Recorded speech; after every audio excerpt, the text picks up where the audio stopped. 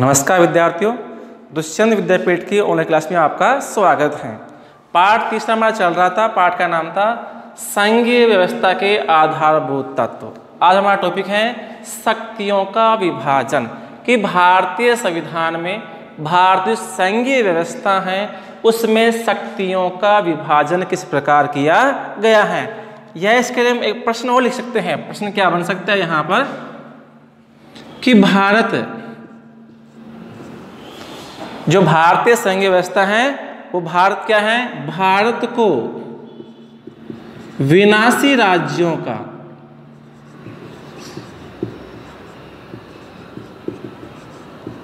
अविनाशी संघ क्यों कहा जाता है।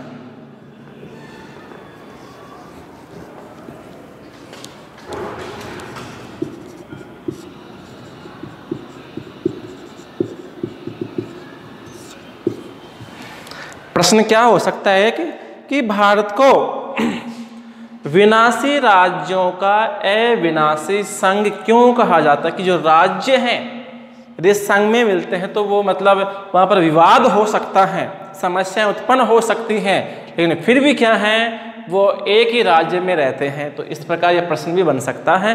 टॉपिक क्या है हमारा, शक्तियों का, कि भारत में शक्तियों का विभाजन किस प्रकार किया गया है। देखो, जो संविधान है, संविधान की अनुसूची, संविधान की जो अनुसूचियां हैं कितनी हैं, 7। अनुसूची नंबर 7।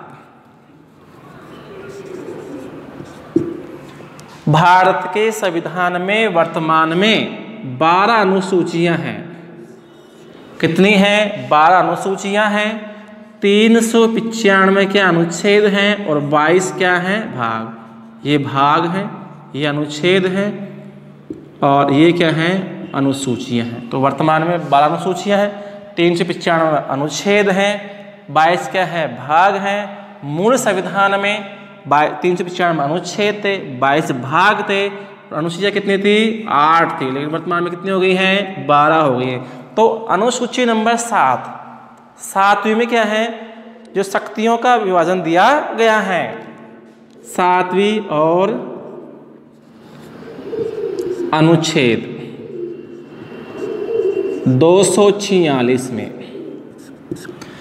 भारत के संविधान की अनुसूची 7 और अनुच्छेद 246 में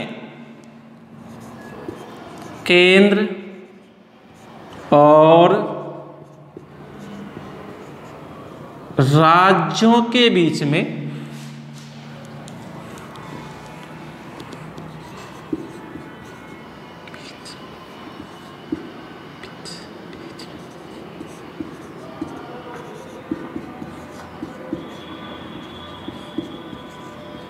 शक्तियों का बंटवारा किया गया है। ठीक है, संविधान की अनुसूची कौन सी है, 7वीं है, और अनुच्छेद कौन सा है, 246 है। इसमें केंद्र और राज्य के बीच में क्या, शक्तियों का बंटवारा किया गया है कि कितनी शक्तियां राज्य के पास में होंगी, कितनी केंद्र के पास में होंगी। इस प्रकार बंटवारा किया गया है और मुख्य रूप से शक्तियों को 3 भागों में बांटा गया है। शक्तियों का बंटवारा,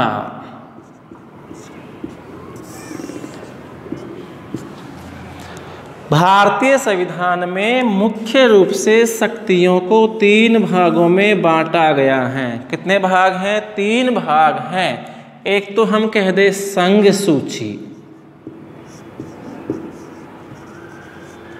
केंद्र सूची, राज्य सूची, समवर्ती सूची।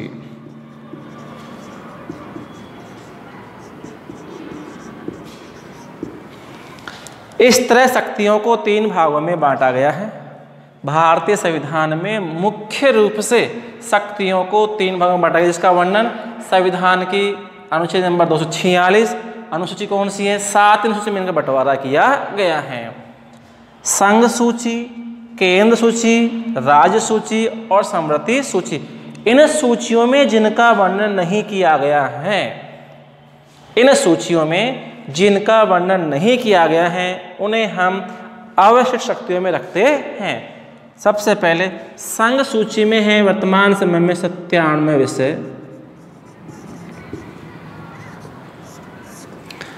कि 97 ऐसे विषय हैं जैसे रक्षा है, विदेश मामले हैं, प्रतिरक्षा है, जहाज के मामले हैं, डाक विभाग है, संचार विभाग है।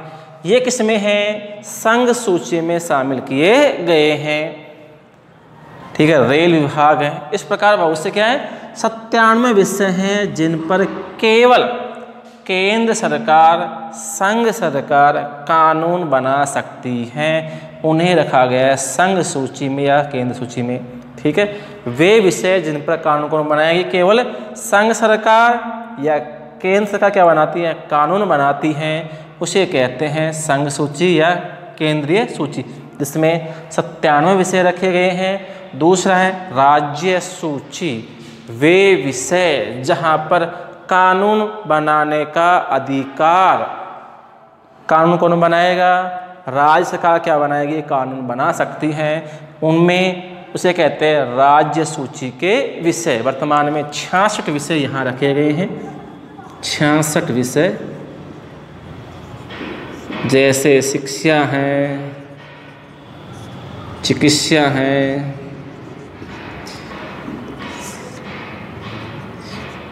पशुपालन है, स्थानीय शासन है। ठीक है, तीसरा है समवर्ती सूची, वे विषय जहां पर केंद्र और राज्य दोनों कानून बना सकते हैं। देखो, इस पर कानून तो कौन बनाएगा, केंद्र सरकार बनाएगी, भारत सरकार बनाएगी। इस पर जो भी अलग अलग राज्य हैं वो यहाँ आते हैं, उन पर राज्य कानून बनाएगा। यहाँ जो समवर्ती सूची है, इस पर कानून कौन बना सकता है, दोनों बना सकते हैं, केंद्र सरकार भी बना सकती है और राज्य सरकार भी कानून बना सकते हैं। लेकिन दोनों में क्या हो जाए, विवाद हो जाए। विवाद की स्थिति में संघ का या केंद्र का कानून ही क्या होता है, मान्य होता है। इसमें वर्तमान में 47 विषय रखे गए हैं। इस तरह भारत में क्या है, संविधान में शक्तियों का बंटवारा किया गया है, जिनका वर्णन अनुच्छेद 246 में और 7वीं अनुसूची में किया गया है। शक्तियों के मुख्य रूप से 3 भागों में बांटा गया है। संघ सूची में 97 विषय हैं, राज्य में 66 विषय हैं, समवर्ती सूची में कितने हैं, 47 विषय रखे गए हैं। इसके अलावा एक और आती है अवशिष्ट शक्तियाँ।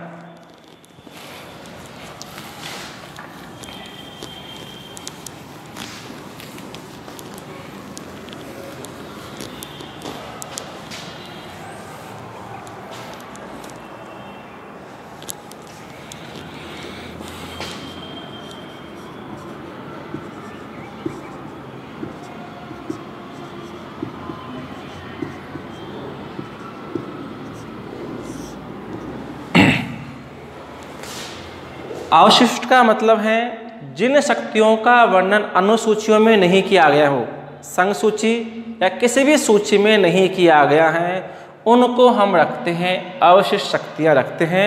और अवशिष्ट शक्तियों पर कानून बनाने का अधिकार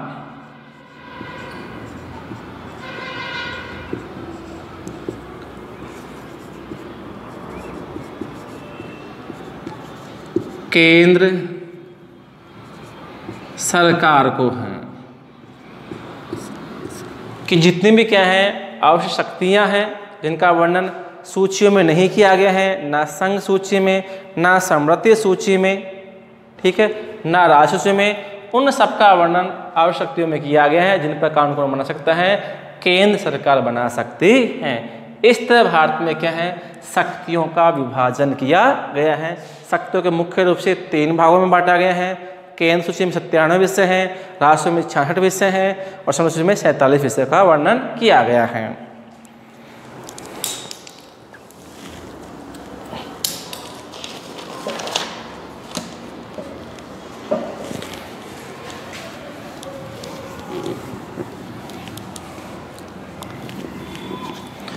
अगला टॉपिक हमारा है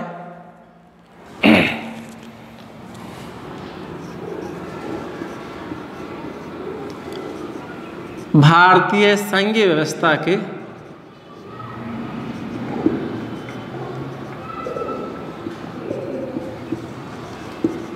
एकात्मक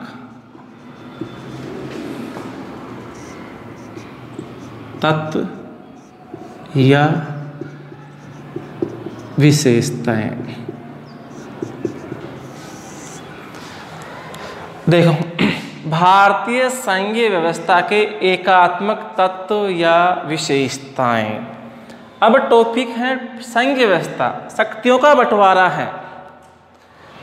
इसका मतलब क्या है? शक्तियों का बंटवारा किस किस में?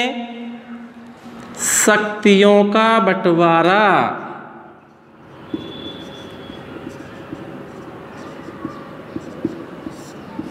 केंद्र और उसकी इकाइयों में,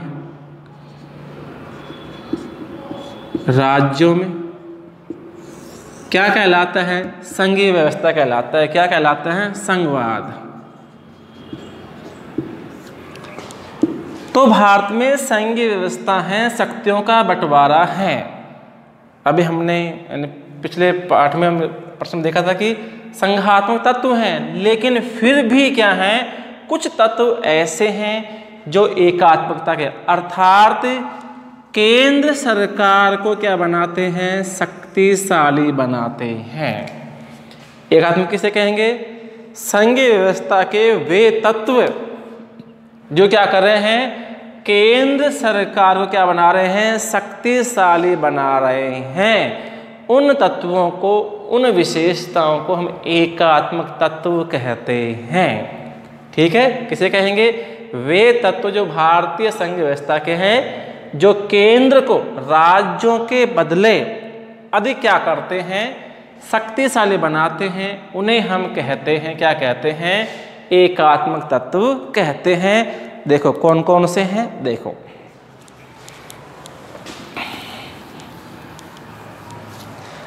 ठीक, किसे कहेंगे? भारतीय संघीय व्यवस्था के क्या है? एकात्मक तत्व। वे तत्व जो क्या हैं? केंद्र को क्या बना रहे हैं? शक्तिशाली बना रहे हैं। उन्हें कहते हैं एकात्मक तत्व कहते हैं। कौन कौन से हैं? देखो, पहला है एक संविधान।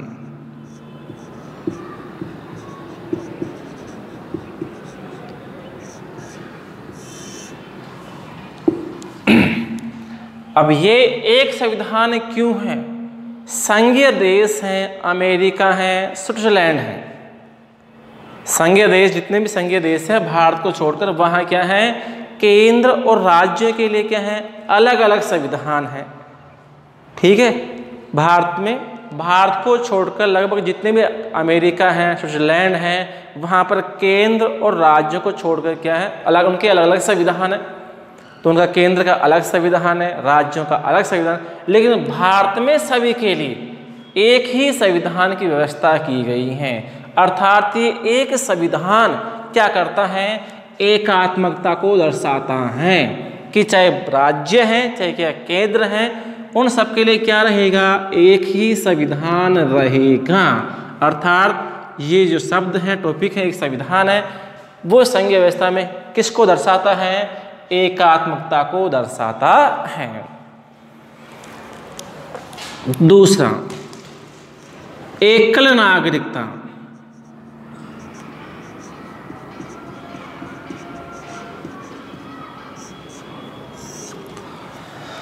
देखो, एकल क्या है? नागरिकता। स्विट्जरलैंड, अमेरिका, उनमें कैसी है? दोहरी नागरिकता। संघीय देश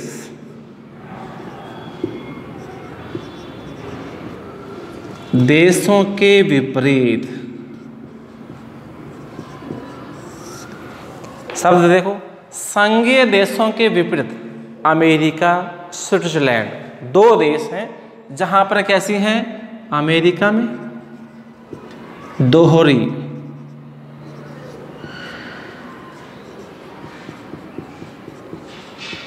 नागरिकता है। कैसी है? दोहरी, दो प्रकार की। दो प्रकार कैसी हैं? एक तो अमेरिका है एक इसके क्या है राज्य, कितने वर्तमान में 50 राज्य हैं। एक तो नागरिक कहाँ का होगा, अमेरिका देश का होगा। एक उस राज्य का वो निवासी होता है, नागरिक होता है। तो अमेरिका में एक तो राज्य की नागरिकता होती है और एक संघ की क्या होती है, नागरिकता होती है। लेकिन भारत में राज्यों के लिए और संघ के लिए क्या है, सब के लिए एक समान क्या है, एक नागरिकता पाई जाती है, जो किसको दर्शाता है, एकात्मकता को दर्शाता है कि सबके लिए क्या है, एक जैसी ही व्यवस्था है। तीसरा है अवशिष्ट शक्तियां। तीसरा है अवशिष्ट शक्तियां, अर्थात भारत के संविधान में जो आवश्यकताएं दी गई हैं, अनुच्छेद 248, अनुच्छेद 248 के अनुसार आवश्यक शक्तियों पर केवल कानून, इन पर केवल कानून केंद्र सरकार, इन पर कानून केवल कौन बना सकती है, केंद्र सरकार बनाती है। अर्थात आवश्यकताएं केवल किसको प्राप्त हैं, केंद्र सरकार को प्राप्त हैं। अर्थात इसमें क्या है, केंद्र सरकार क्या है, प्रभावशाली है। अर्थात ये क्या है, एकात्मकता के रूप को दर्शाते हैं। चौथा है आपातकालीन शक्तियां।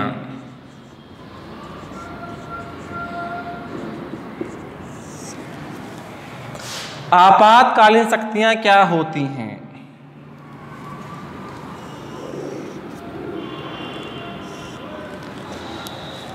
आपातकालीन का मतलब है कि जब भी देश पर या देश के किसी भाग पर क्या होता है, संकट उत्पन्न हो जाता है, देश पर या देश के किसी भी भाग पर क्या होता है, संकट उत्पन्न होता है, तो उस समय भारत सरकार राष्ट्रपति के सहायता से, परामर्श से आपातकालीन शक्तियों का प्रयोग कर सकता है। तो संविधान में 3 प्रकार की आपातकालीन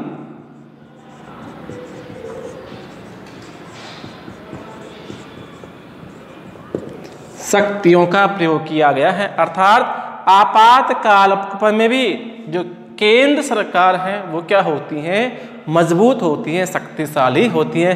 किसके बदले, राज्यों के बदले।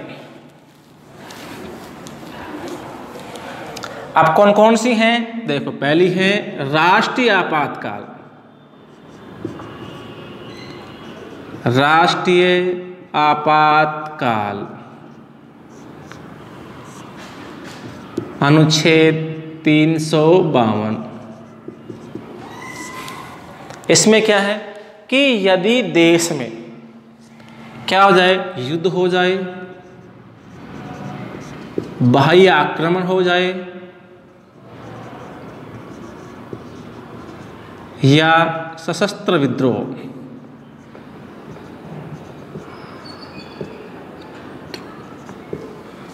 यदि देश पर में क्या हो जाए, युद्ध हो जाए, कोई दूसरे देश क्या कर दे, आक्रमण कर दे, या देश में क्या हो जाए, क्रांति हो जाए, विद्रोह हो जाए हथियारों के माध्यम से, तो उस समय भारत के जो राष्ट्रपति हैं अनुच्छेद 352 के तहत राष्ट्रीय आपातकाल की घोषणा कर सकता है।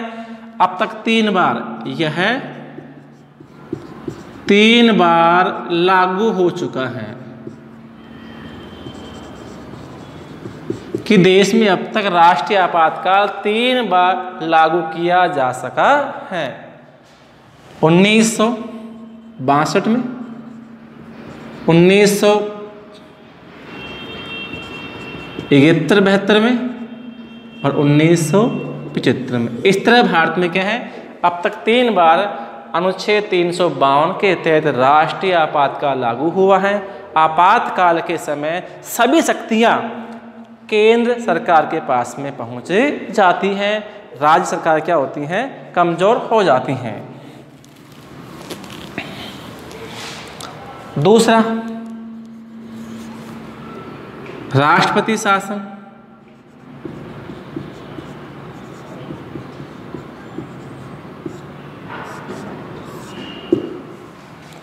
अनुच्छेद 356। इसका मतलब है कि जो राष्ट्रपति शासन होता है वो कहाँ लागू होता है? राज्य में, एक राज्य में, दो राज्य में। इस अनुच्छेद के तहत यदि किसी भी राज्य का जो शासन व्यवस्था है वो संविधान के अनुसार कार्य नहीं करे तो वहाँ पर राज्यपाल की सिफारिश पर राष्ट्रपति के द्वारा उस राज्य में राष्ट्रपति शासन लागू किया जा सकता है। और ऐसी स्थिति में उस राज्य का जो शासन है, राज्य का शासन केंद्र के पास में पहुंच जाता है, अर्थात उस राज्य पर केंद्र सरकार की शक्तियां कार्य करने लग जाती हैं। तीसरा है वित्तीय आपातकाल। अनुच्छेद 360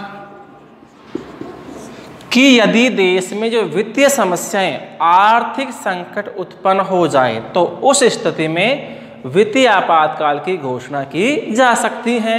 तो इस स्थिति में क्या होता है, संपूर्ण देश पर जो राज्य होते हैं वहाँ कमजोर शासन, राज्य सरकारें कमजोर होती हैं और जो केंद्र सरकार है उसका शासन क्या होता है, मजबूत हो जाता है।